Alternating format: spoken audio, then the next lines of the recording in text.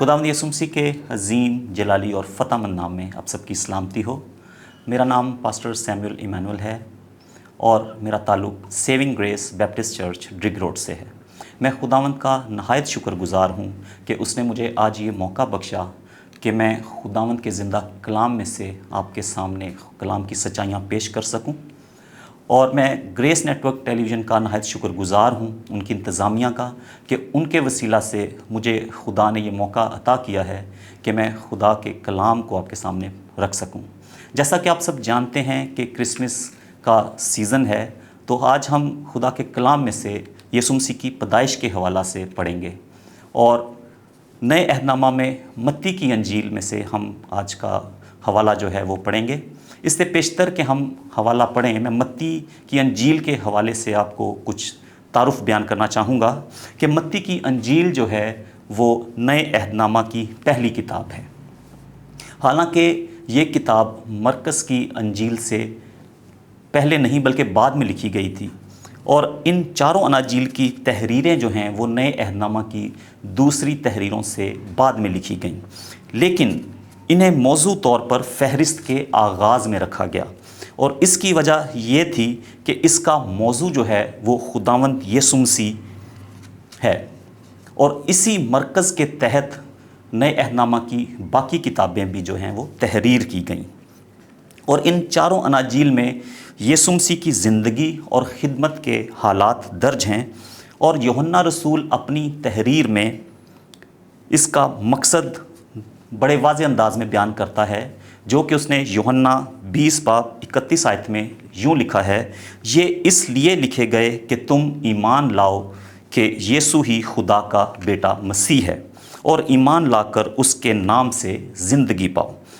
متی یسوع کی شخصیت بیان کرنے کے لیے جو خطاب استعمال کرتا ہے، ان میں سے ایک خطاب خدا کا بیٹا ہے، جس کو ہم متی 3:17 میں جب یسوع مسیح نے بپتسمہ لیا اس وقت دیکھتے ہیں۔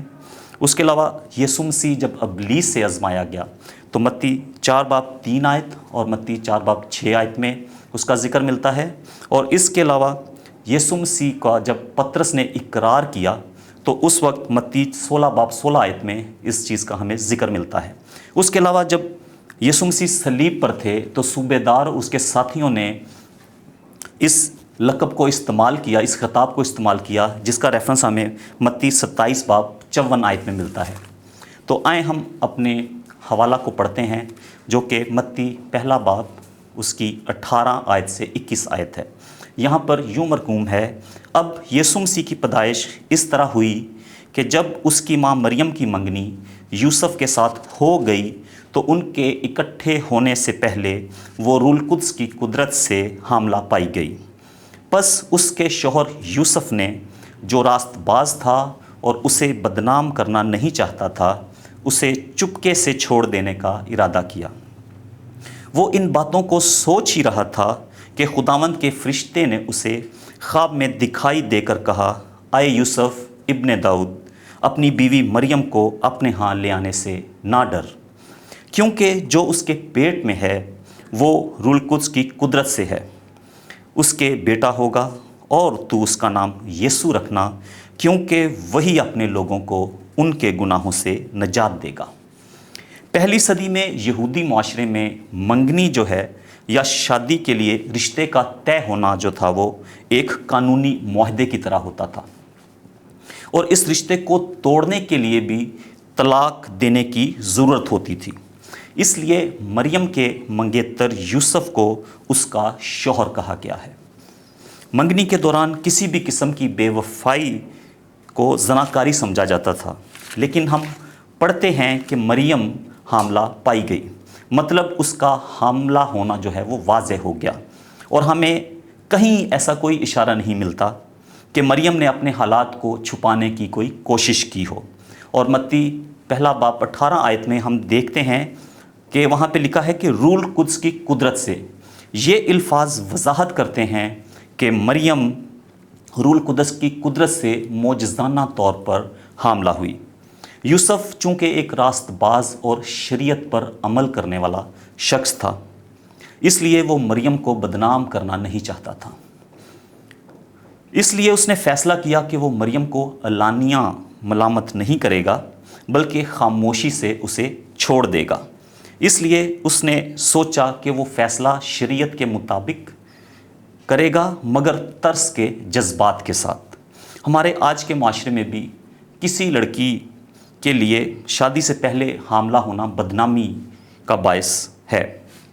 اس لیے یوسف کا شریفانہ عمل جو ہے وہ ہمیں ایک مثال سامنے رکھتا ہے کہ ہمیں جو ہے صحیح کام کرنا بہت ضروری ہے، لیکن اسے ترس اور محبت کے ساتھ کرنا اس سے بھی زیادہ ضروری ہے، اور غلط لوگوں کے ساتھ بھی ایسے ہی ترس کے جذبات کے ساتھ ہمیں پیش آنا چاہیے۔ بعض اوقات ہم جوش و خروش میں کلام پاک پر عمل تو کرتے ہیں، لیکن لوگوں کی بھلائی اور ان کے ساتھ محبت کرنے کی جو ذمہ داری ہے اس کو ہم پس پشت ڈال دیتے ہیں، مگر ایسا کرنا کلام پاک پر عمل کرنے کے بالکل مخالف ہے۔ اس وقت خدا ایک خواب کے ذریعے یوسف سے بات کرتا ہے۔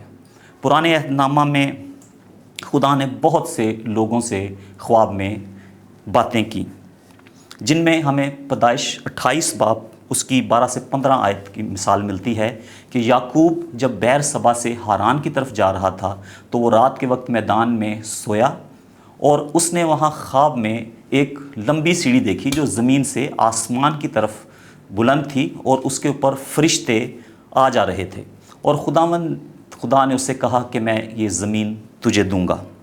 اسی طرح ہم دانیل نبی کی کتاب میں دیکھتے ہیں، دوسرا باب اس کی 26 سے 45 آیت، وہاں پر نبوکت نظر بادشاہ نے خواب دیکھا کہ آخری دنوں میں کیا ہونے والا ہے۔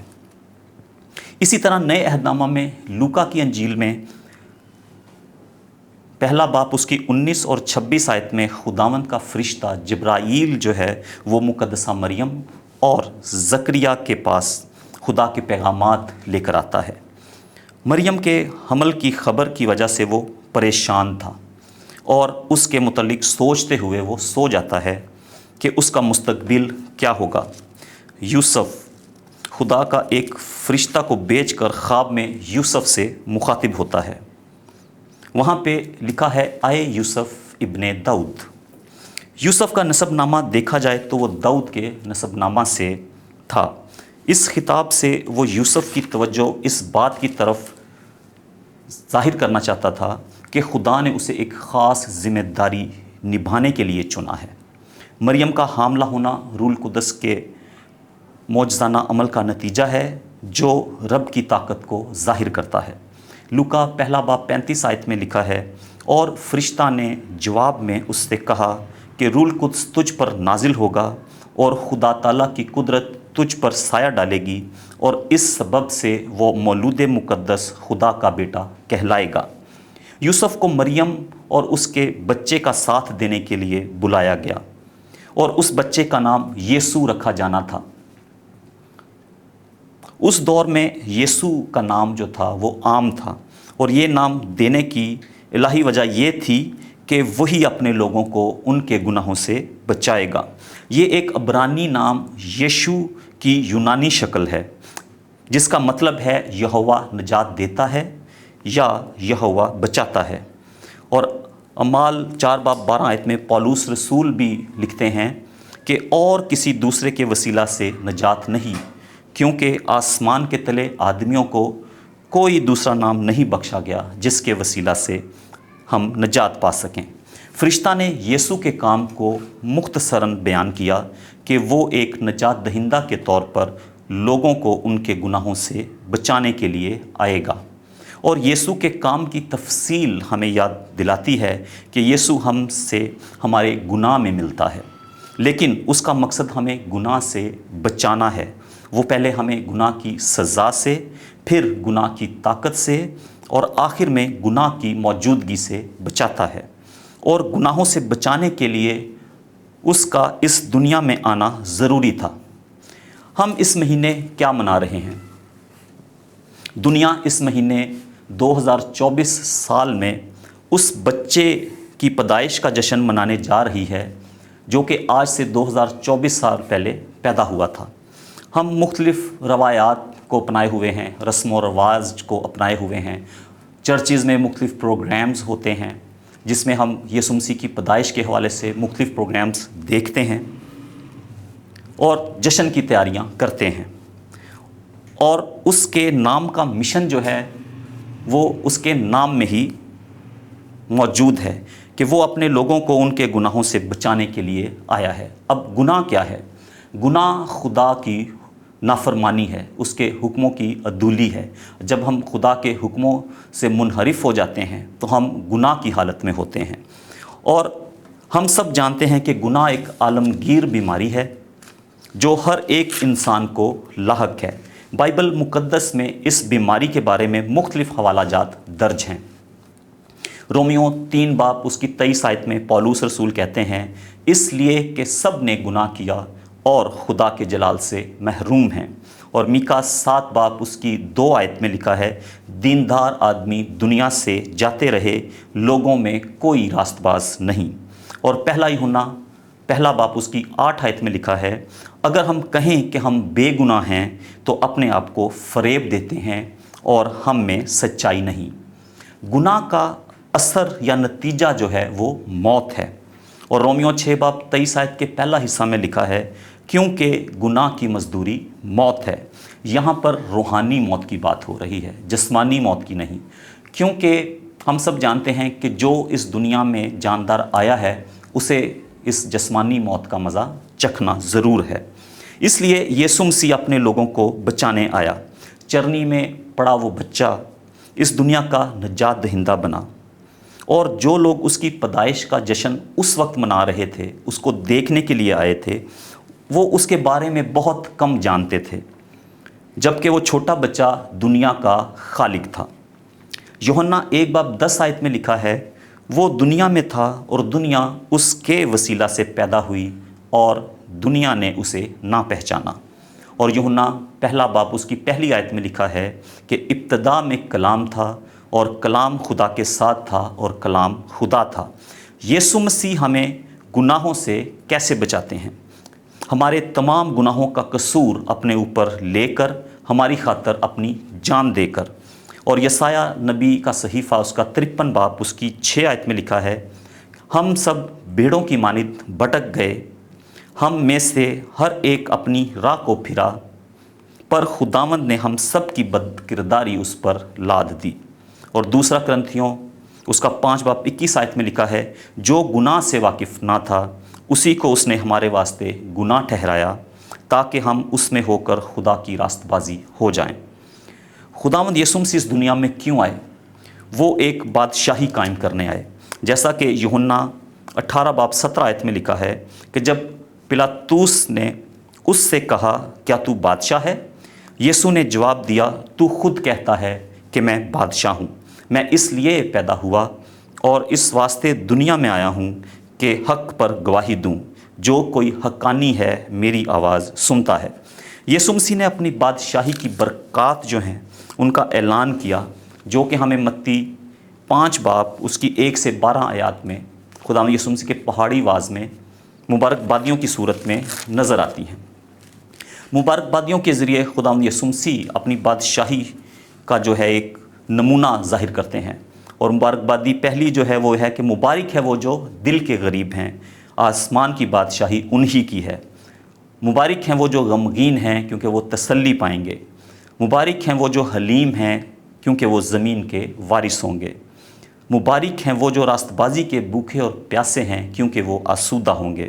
اور مبارک ہیں وہ جو رحم دل ہیں، کیونکہ ان پر رحم کیا جائے گا۔ اور مبارک ہیں وہ جو پاک دل ہیں، کیونکہ وہ خدا کو دیکھیں گے۔ مبارک ہیں وہ جو صلح کراتے ہیں، کیونکہ وہ خدا کے بیٹے کہلائیں گے۔ اور اسی طرح مبارک ہیں وہ جو راست بازی کے سبب سے ستائے گئے، کیونکہ آسمان کی بادشاہی انہی کی ہے۔ زمینی خدمت میں یسوع مسیح نے اپنی بادشاہی کے حالات کا مظاہرہ کیا، اور اگر ہم دیکھیں یرمیہ 17 باب 14 آیت میں، تو یسوع مسیح نے بیماروں کو شفا دی۔ اسی طرح مردوں کو یسوع نے زندہ کیا، جیسے لازر کی مثال ہم دیکھتے ہیں کہ اس کو یسوع مسیح نے زندہ کیا۔ اسی طرح یسوع مسیح نے گناہوں سے معافی بھی دی، اور وہاں پہ ہمیں ایک مفلوج کی مثال ملتی ہے کہ جس کے خدا نے یسوع مسیح نے گناہ معاف کیے۔ ہم اس بادشاہی کا حصہ کیسے بن سکتے ہیں؟ بادشاہ کے سامنے جھکنے سے اور اپنے آپ کو اس رب کے سپرد کرنے سے، کیونکہ اس کی بادشاہت جو ہے وہ ہمیشہ کے لیے ہے۔ اور اس کے سامنے ہم جھک کیسے سکتے ہیں؟ جب ہم اپنے گناہوں کا اقرار کر کے توبہ کرتے ہیں اور اپنی سمت جو ہے وہ بدل لیتے ہیں۔ تو یسوع مسیح جو ہے ہمیں اپنی بادشاہی میں شامل ہونے کا حق بخشتا ہے۔ یسایہ 9 باب اس کی 7 آیت میں لکھا ہے، اس کی سلطنت کے اقبال اور سلامتی کی کچھ انتہا نہ ہوگی، وہ داؤد کے تخت اور اس کی مملکت پر آج سے ابد تک حکمران رہے گا، اور عدالت اور صداقت سے اسے قیام بخشے گا، کیونکہ وہ بادشاہوں کا بادشاہ ہے۔ لہٰذا مکاشفہ 19 باب اس کی 16 آیت میں لکھا ہے، اور اس کی پوشاک اور ران پر یہ نام لکھا ہوا ہے، بادشاہوں کا بادشاہ اور خداوندوں کا خداوند۔ ہم اس سال کیا منا رہے ہیں؟ ہمیں فیصلہ کرنے کی ضرورت ہے۔ آج ہم نے جو کچھ یسوع مسیح کے بارے میں سیکھا، سنا، یا تو وہ سب کچھ سچ ہے، حقیقت ہے، یا وہ ایک جھوٹ ہے۔ یا تو وہ خدا کا بیٹا ہے، یا تو وہ ایک عام انسان ہے۔ تاریخ میں یا تو وہ سب سے اچھا اور بڑا آدمی ہے، یا وہ سب سے برا آدمی ہے۔ ہم اس سال پھر اس کی پیدائش منانے والے ہیں، اسے تسلیم کرنے والے ہیں۔ اور جب ہم تاریخ لکھتے ہیں تو قبل از مسیح یا بعد از مسیح کا استعمال کرتے ہیں، جس سے ہمیں پتہ چلتا ہے کہ یہ ایک ایسی ہستی تھی جو دنیا میں آئی اور زندہ اٹھا لی گئی۔ اور اگر ہم مسیح کو خدا کا بیٹا نہیں مانتے تو پھر ہم اس کی پیدائش کا دن کیوں منا رہے ہیں؟ کیا یہ مذاق نہیں؟ لیکن میں یقین رکھتا ہوں اور امید کرتا ہوں کہ آپ سب کرسمس بہت اچھے طریقے سے گزاریں گے، اور اگر ہم اس کے لوگوں میں ہیں تو وہ ہمارا بادشاہ ہوگا۔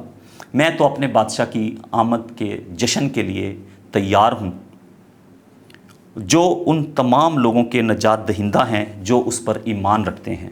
کیا آپ اس پر ایمان رکھتے ہیں؟ کاش کہ خداوند اس کلام کے وسیلہ سے ہم سب کو برکت دے، آمین۔ آئے ہم دعا کریں۔ خدا قدوس، آسمان اور زمین کے زندہ جلالی ابدی پتا، دل کی گہرائیوں سے تیرا شکر ادا کرتا ہوں آئے خداوند اس موقع کے لیے کہ تو نے اے خداوند یہ مجھے موقع بخشا کہ تیرے کلام کی سچائیوں کو دوسروں تک پہنچا سکوں۔ آئے خداوند اس کرسمس کے سیزن میں آئے خداوند تو ہمیں توفیق بخش کہ ہم تیرے جنم دن کو حقیقی طور پر مان سکیں، ہم پہچان سکیں تیرے اس مقصد کو کہ تو اس دنیا میں ہمیں نجات دینے کے لیے آیا۔ تو اے خداوند اس لیے آیا کہ ہم زندگی پائیں اور کثرت کی زندگی پائیں۔ اے خداوند میں تیرا شکر کرتا ہوں کہ اے خداوند تو ہم پر اپنے مکاشفات کو ظاہر کرتا ہے، تو اے خداوند ہمیں چنتا ہے، منتخب کرتا ہے اور اپنی خدمت کے لیے استعمال اور خرچ کرتا ہے۔ اے خداوند گریس نیٹ ورک ہے خداوند اس تمام پروگرام کے لیے، اس تمام مینجمنٹ کے لیے اے خداوند جو تیرے کلام کو دنیا کے کونے کونے میں پھیلا رہی ہے، ان کے لیے بڑی برکت کی دعا کرتا ہوں کہ ان کے اے خداوند اس خدمت کے میدان کو اور وسیع کر، تاکہ اے خداوند ان کے وسیلہ سے اے خداوند تیری بھٹکی ہوئی بیڑیں تیرے گلہ میں جمع ہوں۔ تو میری اس دعا کو سن اور قبول کر، خداوند یسوع مسیح کے نام سے یہ دعا مانگ لیتا ہوں، آمین۔